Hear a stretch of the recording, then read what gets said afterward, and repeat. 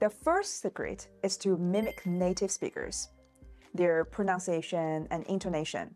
This might sound cliche, but there's more to it. Don't just copy how they sound. Put yourself in their shoes.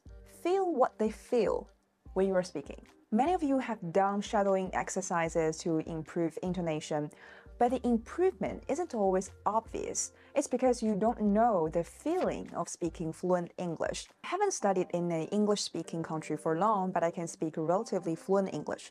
A lot of you have asked me how can I do it. Today, I will share 2 secrets that made it possible. Hey, I'm Lindsey. Welcome back to my channel.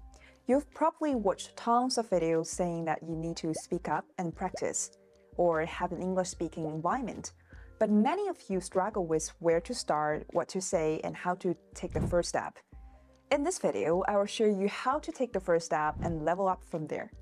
We often do well on tests but can't speak fluently because our past English education focused more on writing than speaking.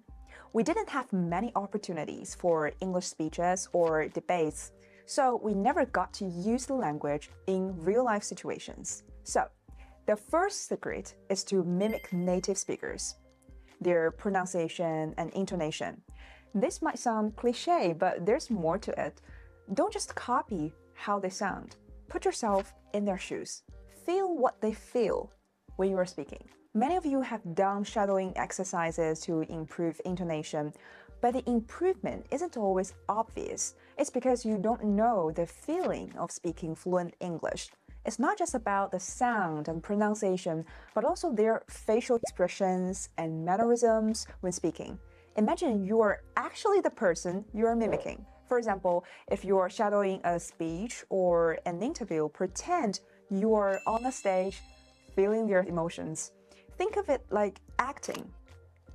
That's fascinating. It seems a little bit exaggerated, but it works. This helps your brain remember the scenario, making it easier to speak fluently later and respond more naturally in the real situations. Next, how to actually mimic someone. Start with someone you like, maybe a celebrity or a character in a movie. Pick someone with a voice similar to yours. I used to mimic Hermione because I was really into Harry Potter at that time. But our voices, especially the pitch, are quite different, so I always end up straining my thread to mimic her like this one. Harry, no way! So eventually I found someone whose voice was closer to mine, making it more comfortable to speak. Then find the script and read along with the video the first time. You can do this multiple times if you want. Well, it really is such a core part of women's freedom. Well, it really is such a core part of women's freedom. Pay attention to pronunciation, pauses, intonation, and so on. Next, start reading by yourself without watching the video and try to replicate the intonation. Well, it really is such a core part of women's freedom. Finally, throw away the script and shadow the original video to speed up your practice. Well, it really is such a core part of women's freedom. You'll find that this not only helps you improve technically, like with intonation, but also helps you remember several expressions. After practicing mimicking, you need to start creating your own content. Speak about your own thoughts and ideas. Because improving pronunciation and intonation is just one part. The bigger part is expressing your own ideas. I started with English speech and debate. At first, I wasn't confident and I feel like I didn't want to argue with anyone. But then I watched videos from Cambridge and other debate clubs. They changed my mind. I realized that debating isn't about fighting with others, but rather it's a chance to present your ideas. You need to train yourself to express your thoughts clearly. So, I practiced with topics like should fur clothing be banned or should historic statues be taken down. I made statements from both the pro and con sides, and gradually my logic thinking in English improved. This also helped me with my writing and my English interviews, since we are often asked to take a stance in various issues. Also, you can develop a habit of making short speeches every day. even on simple topics. For example, after exercising on the way home, I talk about why sports are important for our health and mental well-being.